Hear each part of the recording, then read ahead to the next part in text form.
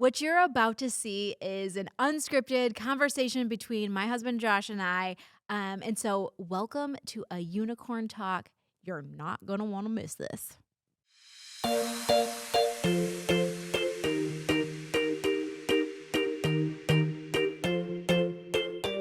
Hey, my name's Josh. This is Ashley. We started out super poor. We're an entrepreneur family with 5 kids. Congrats on that, Ash, by the way.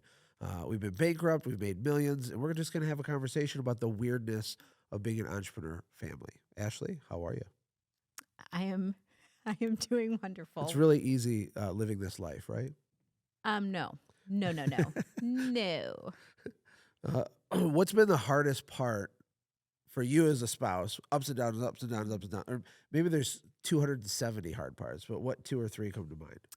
I think the hardest part about being an entrepreneur wife or an entrepreneur family, and I would the hardest part is thinking when you, "Hey, I've got this. I have totally got this."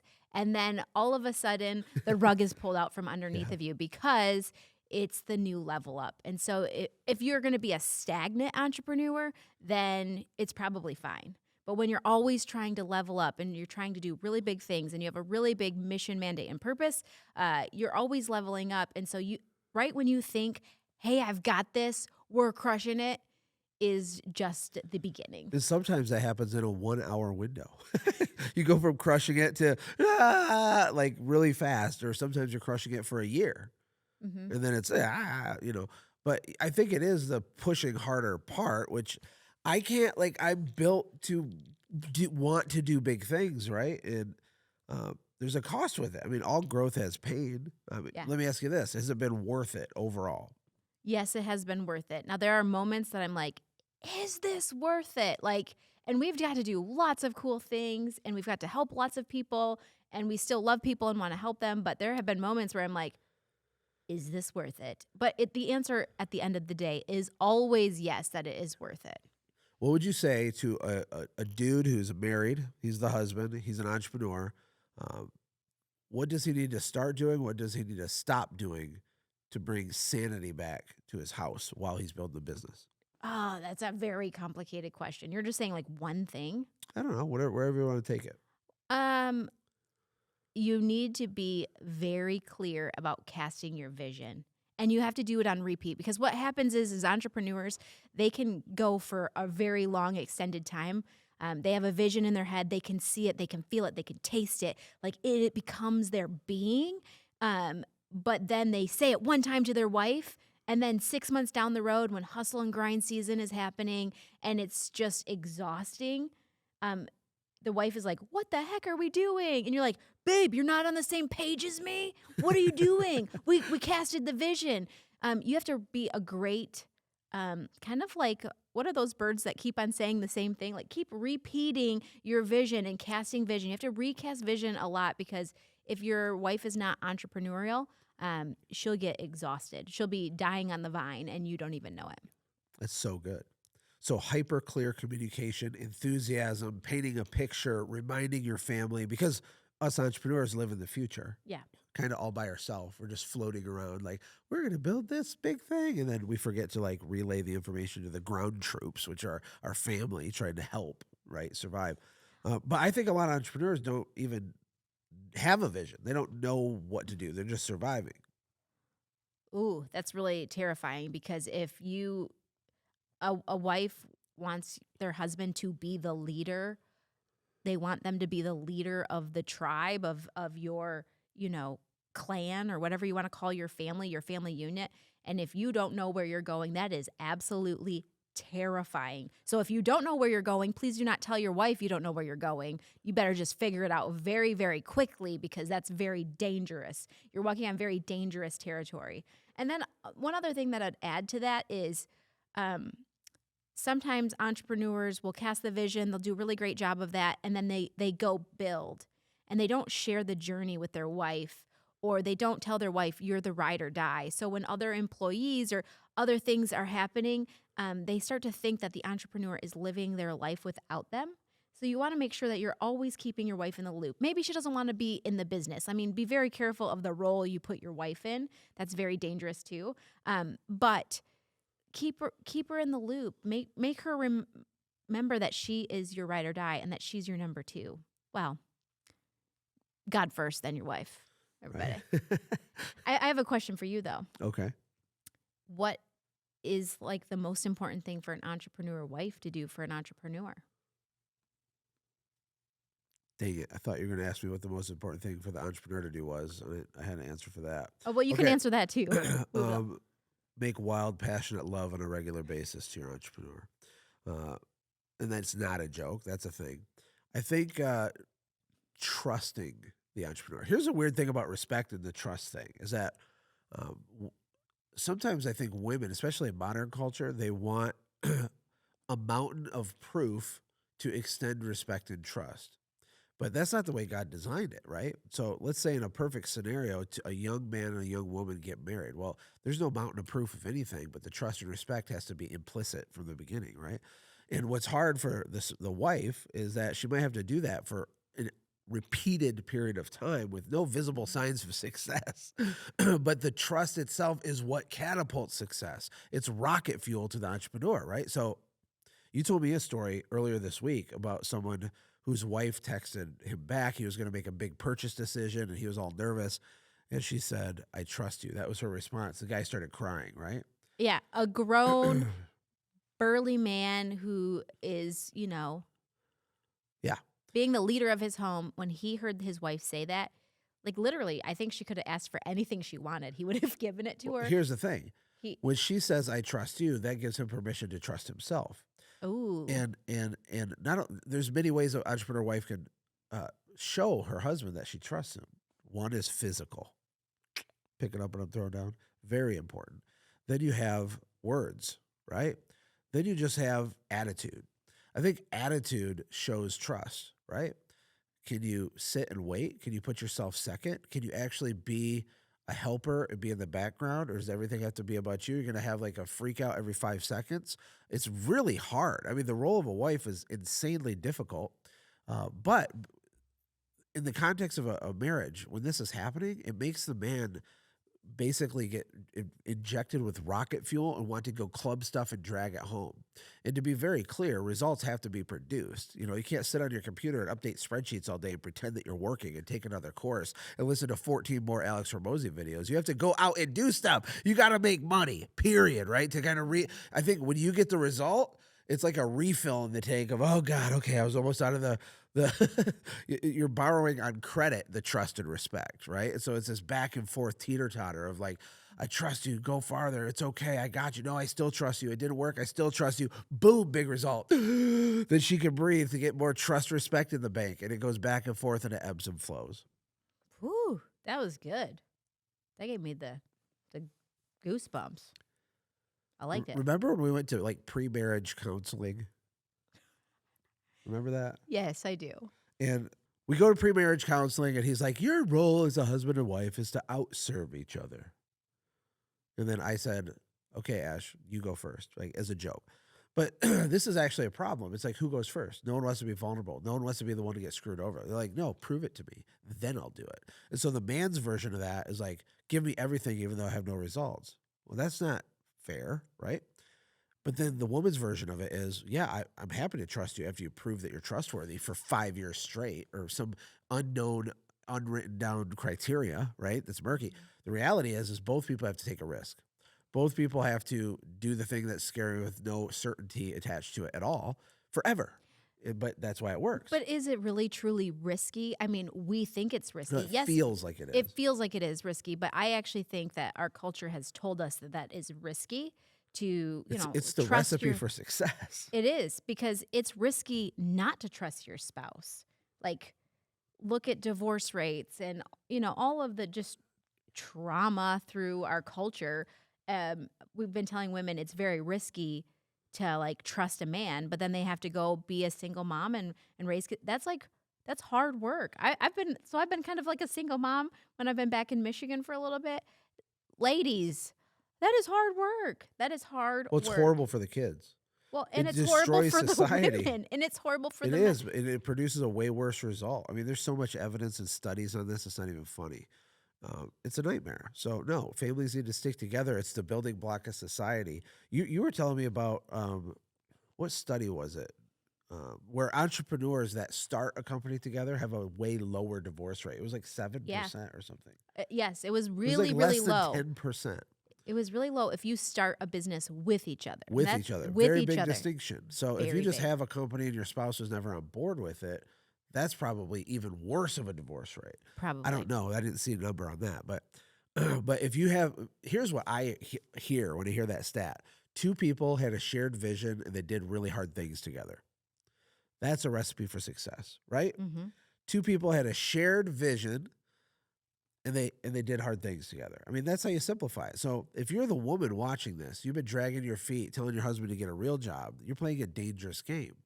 And if you're the husband that doesn't communicate the vision and try to recruit and persuade and bring into the storyline your wife, you're playing a dangerous game. And I think like just getting on the same page, even in some capacity with why we're doing this, where we're going, why it matters for your family tree, for your community, for your staff, for your bank account, for all of it, you got to talk about it. You got to get excited about it. I think it lowers divorce rate because you're locking arms, walking up a mountain together, which is epic.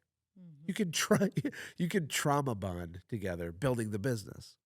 It's so true. Trauma bonding. It sounds really horrible, but it actually makes it more worth It it. is horrible in the moment, but it builds your capacity and it makes your relationship stickier. Yeah. Yeah, cuz you're like no one else would put up with this crap. Right. um Something really magical happened. We had some people, clients come in and they were talking about like they were asking me lots of questions about why, how do I be a good entrepreneur for my wife? Like, how do I get her on board? But one of the questions is how do I get her to be interested in this business? How do I get her to level up? Like, not because she's not a great human, but like just because I want her to be more on board. What do you think about that? Do you think your wife has to be on board for you to be successful? Do you think it's just a good idea? Do you think it's a bad idea? Where do you think? I do not think a wife has to be on board for you to be financially successful. I think your wife has to be on board for you to be successful. And those are totally different things. So, like, there's no amount of success in business can compensate for failure in the home. And if you fail at home, you fail, period, end of story. So, your family unit has to win, right? It's not just about getting money. Who cares? You can get money, sure. You can ignore your wife and go make money. Tons of people do that. It's kind of normal, actually. But how do you have it all? How do you have it all? How can you go get the material things, which you're not bad for wanting, by the way? You're not a diabolical person because you want a newer Chevy Silverado instead of the truck whose window won't roll down. You're not an evil person, okay? So if you're on the same page and everybody's winning, that's real success, right? Would you rather be worth $6.2 million and have kids that respect you and honor you? Or would you rather have $17.3 million and be alienated, right? Because nobody cares. And even if you are successful, people that are around you, half of them won't support your success anyway. Half of them are going to talk behind your back. A third of them are going to talk about how you got lucky and it was mommy and daddy or it was your market or the timing or some other extraneous circumstance to justify their own failure. Very few people in your life are actually going to clap and cheer for you for real and see the greatness of what you just did. And starting at the top of that list will be your wife, unless you suffocated her by being stupid. Yeah. I think you were actually very sneaky in the level up. Well, actually, the next part of my answer was the way to get your wife to level up is for you to level up because it's really, and actually the way to get your husband to level up is for the wife to level up because it gets weird when someone's doing personal development. They're learning new things. They're pushing the boundaries. They're maybe getting up earlier. They're getting in the Bible. They're getting into business books. They're exercising, whatever. When they're becoming more, you're like, then you want to become more. And it works both ways, I Yeah. think. I think the most powerful thing in that is watching them respond differently to different people in the world. Stressors. Yeah, different stressors, different people in the world, the way they respond to your children differently, respond to you differently. Like you can visibly see someone's level up and it does get intimidating. And so then you want to level up too. It's contagious. The level up is technically contagious. Yeah, because we're built, every human being is built to level up. You're not allowed to not do. Well, no, you're allowed to not do it, but you're violating the nature of a human Mm. because God made humans to grow and expand in all areas of their life. You should never stop learning. I think you should have a mentor and be a mentor until you're dead. You know, how many apples should an apple tree produce? Is it supposed to hit 263 and then not try anymore? Is it only supposed to produce enough apples to where it has one more than the other apple trees? Or is the apple tree supposed to produce maximum number of apples that is possible for that apple tree? There's circumstance, the soil it's planted in, the environment. Is there a drought? Is the sun beating on it? But every tree is producing maximum amount that it could based on all of the internal, external factors. And people are like that too. But we have too many apples, and Uncle Larry at Thanksgiving is like, "Well, you think you're pretty hot stuff, don't you?" It's like, no. But you have chose Uncle Larry to not level up, to not pursue your destiny, to not even try to be unbelievably self-centered and selfish for 30 years, only make enough money for you to get by. You're not trying to change the world, even though God made you to. Mhm. And you're not going to slow me down. I'm not going to stop producing apples because of you, right? So I I think got some level up is natural. the crazy thing that you were talking about apple trees, and I've actually learned a lot about apple trees this year. My mom and dad have this apple tree that wasn't producing apples, and then this year, for some reason, bang, apple trees everywhere. And so then my mom and my or apples everywhere. And it was actually becoming a problem because they didn't prune the bad apples. So the bad apples were like rotting the good apples, and they were also weighing down the tree with too many apples. So, like, if they weren't going to prune them back and get rid of some of the apples that weren't healthy, it was going to kill the tree. Like, we saw somebody who was like propping up this tree so the limbs wouldn't break, but then the apples were rotting because they were bad next to bad And apples, they'd be better off chopping off the limbs. the dead wood. And like, what does a healthy tree look like? A healthy tree looks like uh, giving apples to other people, like Well, getting them. that's a good point because all of us produce good and bad fruit. And Mhm. when we're young and immature and we don't know anything, there's more bad fruit and we don't even know about it yet. And so as you level up, you refine, you produce even a bigger yield of good fruit by getting rid of the bad fruit. Another example of this is when you clear cut a field to turn it into a farm.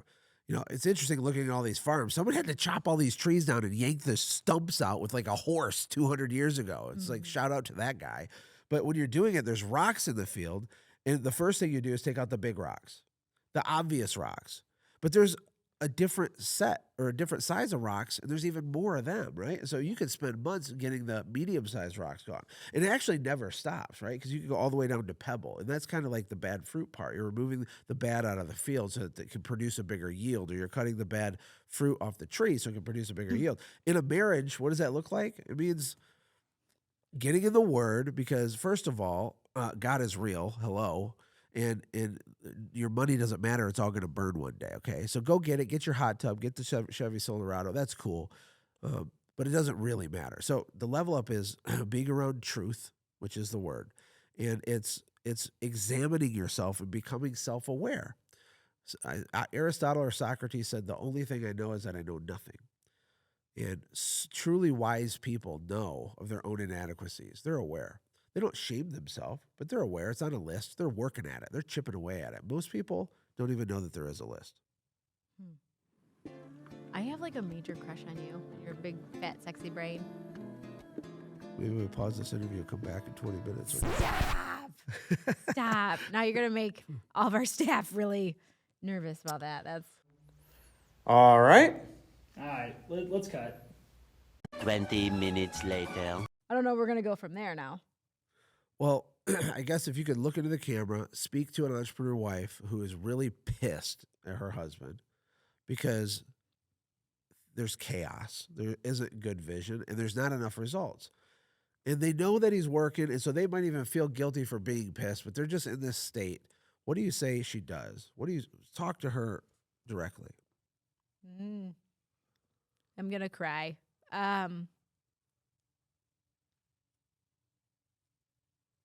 Whew. She's pissed. Does she have a? It doesn't matter if you have a reason to be pissed, actually. So what I would tell you is hang on. It's going to be okay. The thoughts that you're thinking in your head about what he's doing or what he's not doing, those are not helpful to you. Um, Surround yourself in the level up in the meantime. If you're in hustle and grind season, hang on, breathe deep, take care of yourself. But here's the most important thing that you can do. And you might have to do it in stages. First off, you're going to have to do this. You're going to have one day where you just hold your tongue and you don't say anything nasty. And that's going to feel like hard. Because if you're really pissed, it's really hard to hold your tongue. The next day, you're going to hold your tongue and then not roll your eyes. Because So you can still eye roll on day one. you could eye roll on day started. one. Just don't say Well, you anything don't- you regret. Yeah. Then you're going to not eye roll. And then you're going to try to really be reminded of the core things that you're really trying to do. Because during hustle and grind season, it feels like you're drowning. But you're really, really not drowning. I guess I have a lot of things that I would say. You would not say anything. You'd try to regroup your body language or the eye rolling. And then you're going to start to speak life, even if it feels awkward. You're going to try to remind yourself of the human that you love and what you're trying to do, because that's really what's important. Right? Yeah. And helping the others. Like we talk about like entrepreneurship and our family and different things like that. But the truth of the matter is a good entrepreneur is serving the world. So if your company shut down today, like that affects not just you and your employees and your family. That affects the world. That affects other people's families. And people need even let's pick an industry that seems even silly. Like I can't even think of anything that seems silly because they're all so important. Like honey, like selling honey could be a big thing on the side of the road that some mom is going to share. She's going to make homemade biscuits and she's going to put this honey on there. And that seems silly, but like what if it's like the only time she gets to hang out with her kid? Or you're cleaning an old lady's gutters. Well, that's going to protect her home. Or you make Afghans for old ladies. Like there's so many products and services that even seem silly. Like let's just talk about the iPhone protector case. I've bought like 755 of those, but that like saves my sanity and my phone. And why does it matter that I save my phone? Like everybody laughs about saving a phone like you're some stinking addict. But the reason I save my phone is because it's got pictures of my babies in there that I can never. That's why I pay $1 million for the cloud, is because it's the pictures of my babies. So even silly little products like the little thin glass protector on iPhones is important. And you never know what could ruin someone's day. So you got to keep pushing to be an entrepreneur. That was a long-winded answer, and I'm okay with that. But Well, you're talking about speaking life, holding your tongue, not eye rolling, and speaking life because there's second, third, fourth order consequences outside of just you, Miss Entrepreneur Wife. If the business fails or goes slower, you're affecting the world, the ripple effect, right? The customers of the customers, the knowledge that they learn from the stuff that the business does or whatever it is. I think it's powerful. It's true. and this is the most important thing. Entrepreneur ladies, listen to this, okay? This is actually not from me. I got to interview one of the most amazing women, and what happened is she said this quote, and it's like haunts me. It haunts me in a good way. What she says is, if you want to kill a man from the inside out, you take an entrepreneur and give him a 9-to-5 job. Ooh, amen. Because her husband was an entrepreneur and then had to go back to doing a 9-to-5 job. And she said she slowly watched it kill him from the inside out. Yeah. A job to someone like me or like us is like the Soul Sucker 9000. It's a torture device used to suck the soul from our body. And there's honor in all work and all that, but not everybody's built to build things, right? I think some people are entrepreneurs and they shouldn't be. That's just the reality of it. Wow, I've never heard you say Because that before. employees are critically important. They're not as crazy and unstable and as weird as people like us. You know, we have this big vision. Not everybody does. Alex Sharfin talks about in his book, The Entrepreneur Personality Type, he calls entrepreneurs evolutionary hunters. I don't love the language of it, but don't miss the point. The point is that there's a small percentage of the tribe that just can't not leave the safe little jungle hut tribe place, climb up the tallest mountain, even though there's jaguars that are going to eat them, just to look over the other side and be like, what's over there? And other people in camp think you are insane for doing this, right? But it's critically important that these people exist. Like entrepreneurs, I believe, are the most important type of person in the world because all innovation and opportunity, the jobs are created because of these people. Some of them get eaten by the jaguar. A whole bunch of them fail, but the ones that get the vision to expand the tribe, to expand the horizons, or they find something on a special tree over there that cures a sickness back at the tribe. There's so much value by the risk takers, the movement makers, the weirdos. And that's what you are, right? And I think it's good. It's not an easy life, but it's worth it, right? What do you think? That was like very motivational, and all the entrepreneur wives went, yeah. I mean, No, all I we're agree. really asking for is when we come back with some jaguar scratches on us and some thorny things in our legs, that you speak life, right? You speak life because we're going to discover the cure of something over there. We're gonna discover fire over there. We're gonna see another Yeah. tribe that has fire. We're like, what? You can freaking have fire, right? It's freaking cold. And it will be worth it. And it's not just the material results, though. It's the net impact I on our agree. community. That's sexy as hell. I'm sorry if this is going to be edited. It's sexy as sexy. Okay. The hard part with the entrepreneurs are when they go to battle and they come home and they look like they didn't go to battle and they brought home nothing. That is the hard part. Like, babe, next time, next jaguar hunt, doing it. Totally doing it. But it is very sexy when an entrepreneur like has a win. Oh, yeah. And you include me in the win, even if I didn't do it. I'm like, I will take all of your clothes off right now. That is very sexy. It's true, actually. That's what, yep. It's really true. Go get the result. No, you have to implement. Look, here's my encouragement to the entrepreneur since you talked to the entrepreneur wife. You do not have to be smarter. You don't need to read 13 more books. You do not need to follow gurus or influencers online, including me. You don't need any of that stuff. You need to go implement what you already know. Chances are, and this is true for me still right now, there's a whole bunch of stuff I already know to do, but I'm just not doing it. And we procrastinate by pretending to educate. We constantly keep learning because we're scared of the jaguars. And get on your horse and ride it, because the best part about business is you don't die. The jaguars is a metaphor, okay? You're not going to get eaten by a jaguar. Look, you could fail, but it doesn't matter. Fail faster. Don't make perfect decisions, make more decisions. Go faster, because in a way, your spouse, your family, your peers, your staff, if they just see movement, if they see iteration, if they see you getting kicked over and over and getting up and being relentless, first of all, you can't fail. Yeah. And second of all, it's going to give them some staying power to rally behind you. The problem is for people that perpetually sit in a state of learning, and they read more books that they never implement, and they talk about things that they're never going to pursue, and it's all fictitious, and everybody around you knows that it's fictitious. And so if that's you and you're complaining about your wife, you need to look in the mirror, because it's your fault. I've actually never thought about it in that way. Anytime you have ever went out, I think that's probably why entrepreneurs aren't being risky, is because they're worried about looking like a failure to your wife. It actually has the reverse effect. You go out there and you crush it, and you come back and you fail. It's like, it's okay, babe, we got this. Like, I think we feel more aligned in that moment. I have never said, haha, knew it would happen. Like, I would never say that. Like, if anything, I'm like, let's get up. We keep on getting up, and we do hard things. And like, that's actually become when we become most powerful, is when we are in it together, and you've, took an L, but we get up, but then the wins feel a lot bigger.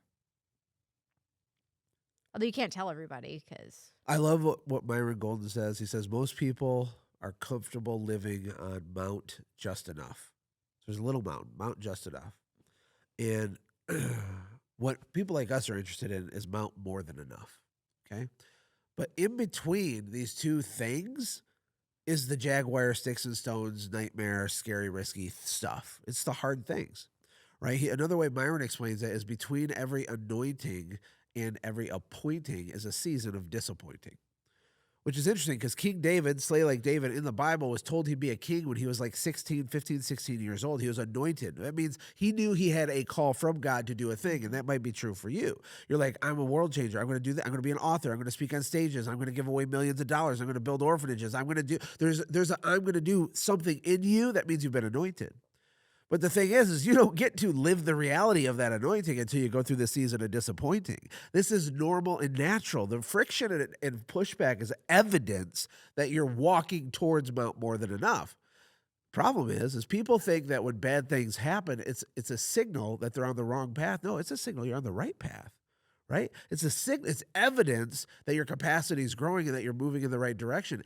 It might take longer than you want it to, little whiny baby. Okay, boo-hoo for you. But who cares? Because if this is your call, what does it matter how hard it is? We had T-shirts made for our kids that say it doesn't matter how hard it is, it only matters if it's worth it. Because I literally believe that to be true.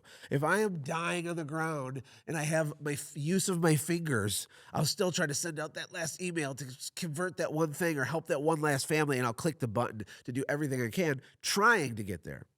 And you can tell when people are living like that and they're really going for it and they're not self-loathing and it's inspirational. It doesn't matter if they're broke. Who cares, right? It matters that they're doing something. So instead of thinking, we got to do, and you got to get off Mount just enough. Okay, I got a question for you because that was super powerful, but let's like mix it up a little bit. Yeah, being too like serious preachy guy. I want to Can't know help it. what your most embarrassing entrepreneurial moment is. I already know what it is. Okay. I just don't want to say it. Can we have another question? For real? No, I was a window cleaner, and I was in Flint, Michigan. Ever been to Flint? Great tourist Oh, you're going to destination. tell the really most embarrassing story. I Yeah. thought that was locked in a vault. It is, but we're gonna unlock the vault. Yes. Thank you, Lord.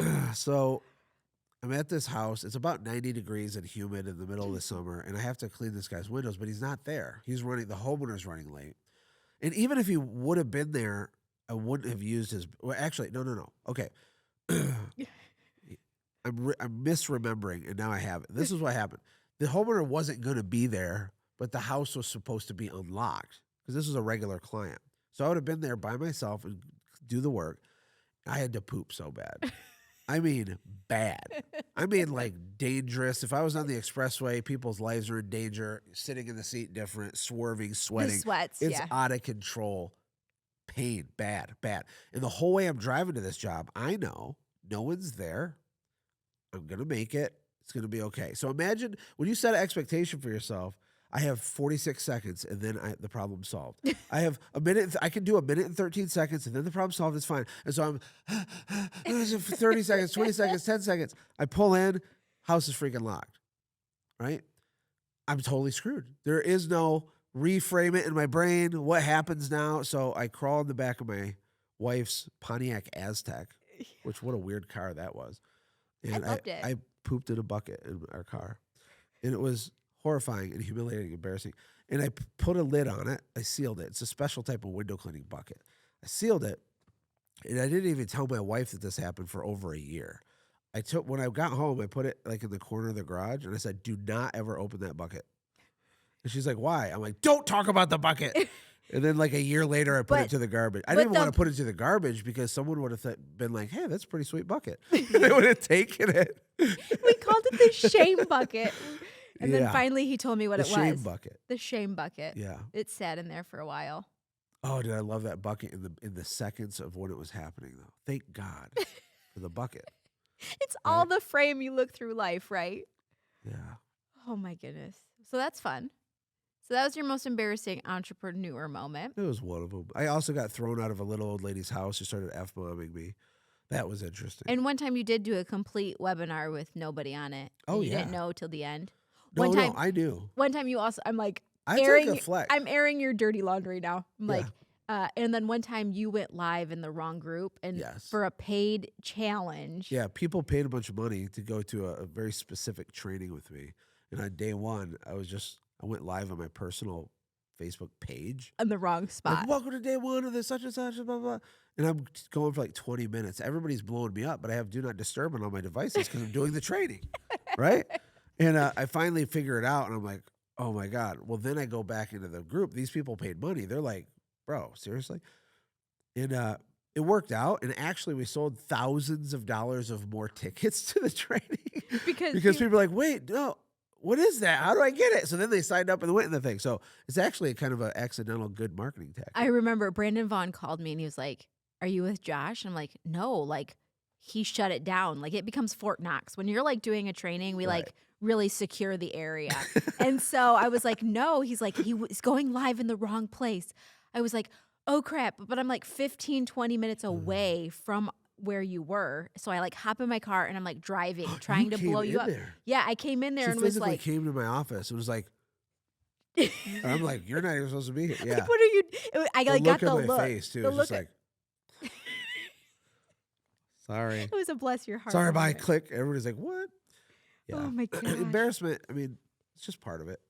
People aren't willing to be bad at stuff, so they can eventually be good at it. I'm gonna actually ask you an uncomfortable question. Oh, gosh. I thought we already did that. Okay. No. What's the coolest thing that you got to do? Now you're not somebody who like is braggadocious. Like that's really not your nature. Like you're super giving and loving and like want everybody to win around you. Actually, you want more people to win around you and you will literally lay your life out and like suffer for people. Like people really should know that. Like you literally are such a giver. Okay. No, I want What- people to really know that because I don't think they truly know that you're like answering people's calls at like 2 in the morning. They're Voxers. Like you're a giver. But what's the coolest thing that you've got to do because of entrepreneurship? I think that's really hard for me to answer. I don't have a good answer. Okay. I don't because I don't know why. I mean, I think I don't because I don't have like a super specific result for myself that matters to me. Oh, So Okay. it's not like I really wanted that thing. I mean, I bought a Corvette last year, which was not that big of a deal, but it was pretty cool. The reason that was cool was because when we were poor and lived in the trailer park, my first kind of business mentor had a Corvette. And he let me drive it when I was like 19 years old. And I just thought it was so cool. And then when I started my business, I had a little red Chevy Cavalier, which was like a $2,000 car. And there's a ladder on the roof of it. And so when I bought the Corvette, we made a video. I put a ladder on the roof of the Corvette. You know, it's like from here to here, right? Mount just enough, mount more than enough. So it kind of like signifies something, I guess.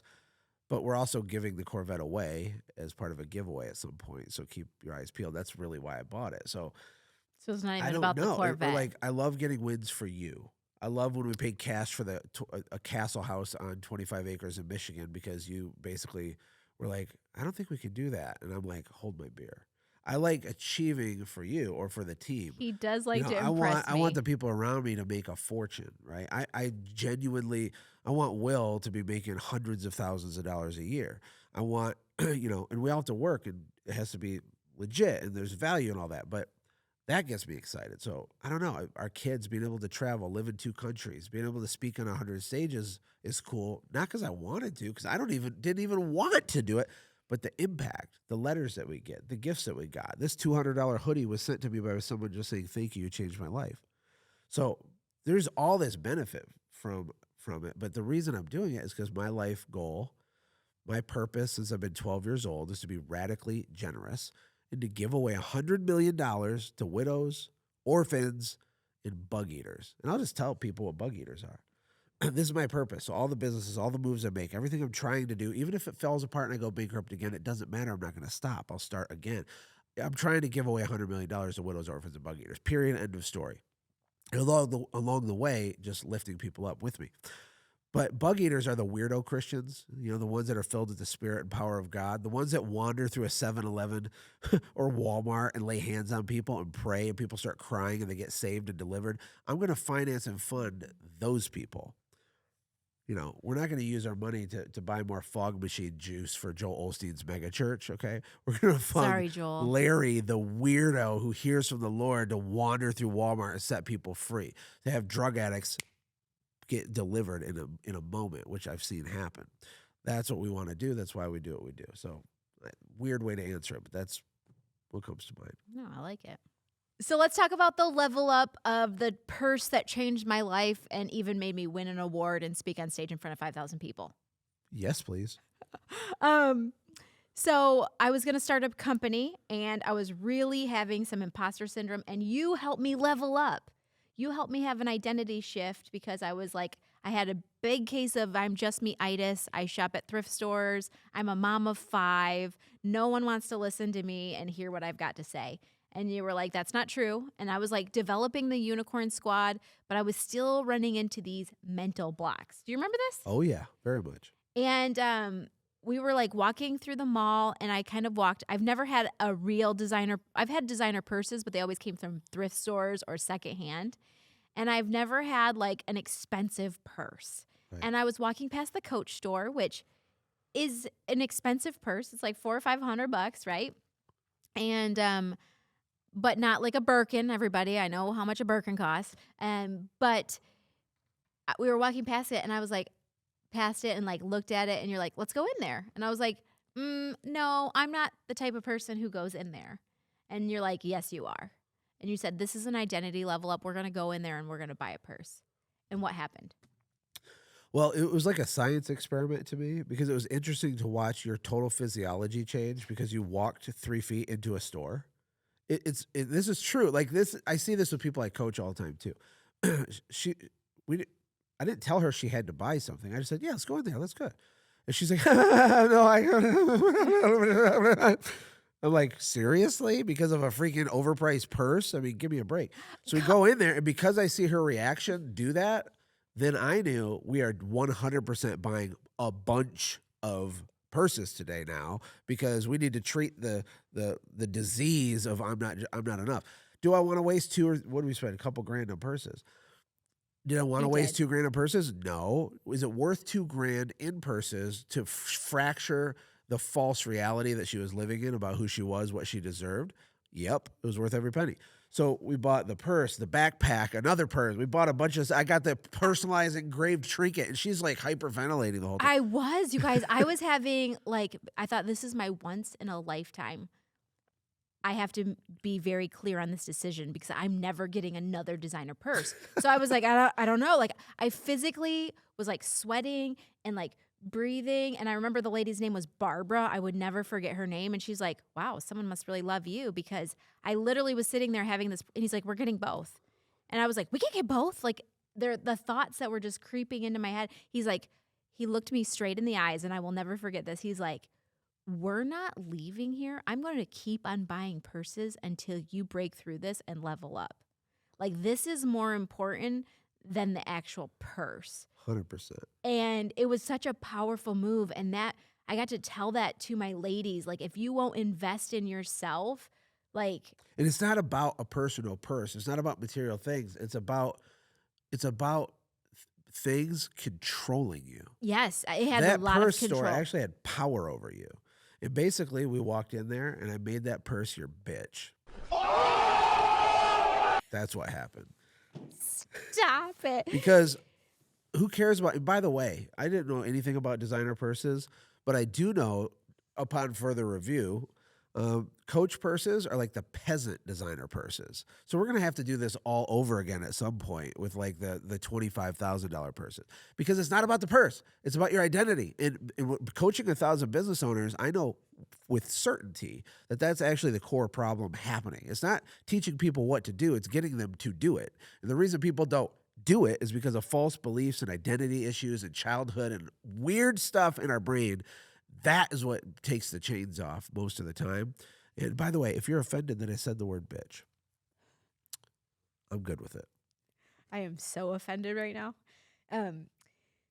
One thing that is the most powerful thing is that we've shared that story just with personal people about like this level up. Because for a while I wouldn't even show anybody I had the purse, and I like didn't want to take it anywhere, and I was like nervous, but it had this little unicorn on it.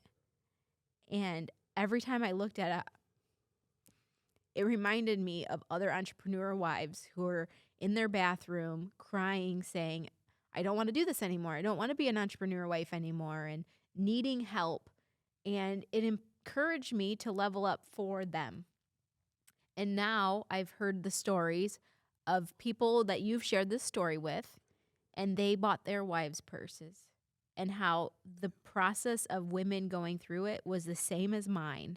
I can't carry this purse. I'm not that type of person, and different things, and how we have to level ourselves up because it's going to level somebody else up. That's the right. truth. And really, you getting that purse wasn't even about you. I mean, it was. For me, it was. But the real net impact of it was it gave you permission to go serve a whole bunch of other people, which gave them permission to go serve a whole bunch of other people. So these little things, ripple effect. Although now The I've real bought winner was all an the even husbands. more expensive purse. Which So- one? I've bought a few now. See, I don't Now- even know. She doesn't even tell me now. now I'm a She designer smashed purse. that false belief. We need to talk about that after this interview here. What are you doing? Not recently. You see it. It's fine. You just didn't know how much it cost. It's so funny because you don't even know how much It worked too well. It worked too well. Well, But I did get to speak on stage, and I started my company, and I did all Yep, these things, and you then did. I felt like I was a person who could win an award, and then I did win an award, and it had a ripple effect. So well, and it's the least that could have happened to you after basically 15 years of being backstage suffering while my stupid butt ran around trying to do business stuff. And that is true. You've probably spent a little bit more than $2,000 on courses and coaching and books. Just books alone. You spend more than that in books alone a year. yeah, it's a lot. But you that's know okay. what? But it's had great ROI. So that purse had ROI. Yeah, skill sets and mindsets no one can take away from you, and they have the biggest ROI of anything else. So I think And- that's it. Are we and landing the wait, plane on this? Because yes. you keep doing the and wait part. We're just kind of No, I just want to tell you that I felt you looked very sexy while I carried that purse, just so you know. Just wanted to let you know that. yeah. It's a sexy love tip. Yeah. Okay. Bye. That's it. Yeah. See you later. Wish you the best.